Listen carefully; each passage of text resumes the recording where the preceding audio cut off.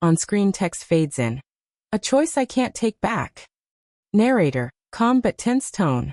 They say curiosity killed the cat. But in my case, curiosity destroyed my marriage. I never thought I would cross that line. I had a good husband, a comfortable life, and no reason to look elsewhere, until one day, I noticed him. And from that moment, I couldn't stop wondering. Introduction, 0:15 to 1 o'clock. My name is Claire. I'm 31 years old, married for 8 years to Mark, a man I truly believed was my forever. We built a quiet life together in the suburbs. Weekend brunches, shared TV shows, long walks in the park. But sometimes comfort hides boredom. And boredom leaves space for dangerous thoughts. Mark's younger cousin, Aaron, had just moved to our city for work. Since his apartment wouldn't be ready for a month, Mark offered for him to stay with us. I didn't mind. He was family, polite, and often out of the house. At least at first. Inciting incident 1 to 2:30. It started with small things. Aaron was confident, almost too confident, and carried himself differently from most men I knew. He wasn't conventionally handsome, but there was something unusual. One evening, he was helping me bring in groceries, and I noticed the way his shirt clung when he reached for a bag. It wasn't attraction.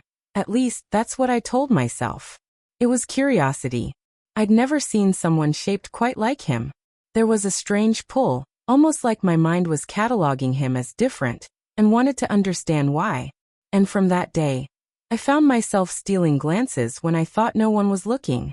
The escalation, when he took off his hoodie, I froze. That strange shape, more defined now without the loose fabric, made my chest tighten. I couldn't explain it. It was fascination, almost like I was studying something I'd never seen before. We sat in the kitchen, sipping tea while the storm outside rattled the windows. The conversation drifted, becoming more personal. He asked about my marriage, not in a prying way, but with a quiet curiosity of his own. And in a moment of weakness, I admitted I sometimes felt unseen. He didn't say much, just looked at me with an expression I couldn't read. The breaking point, 4 to 5:30. The next week, Mark left on a short business trip. I told myself nothing would happen. I told myself Aaron was just a passing fascination.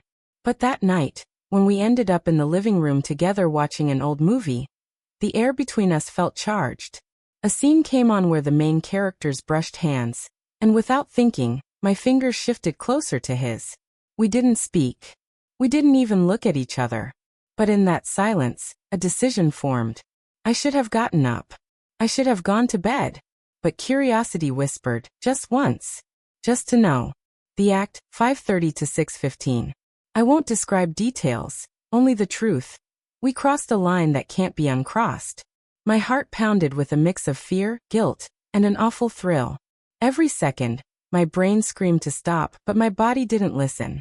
When it was over, the reality of what I had done sank in like a stone in my chest. I couldn't look at him. I couldn't look at myself. The aftermath, 6:15 to 7:30. The days after were unbearable.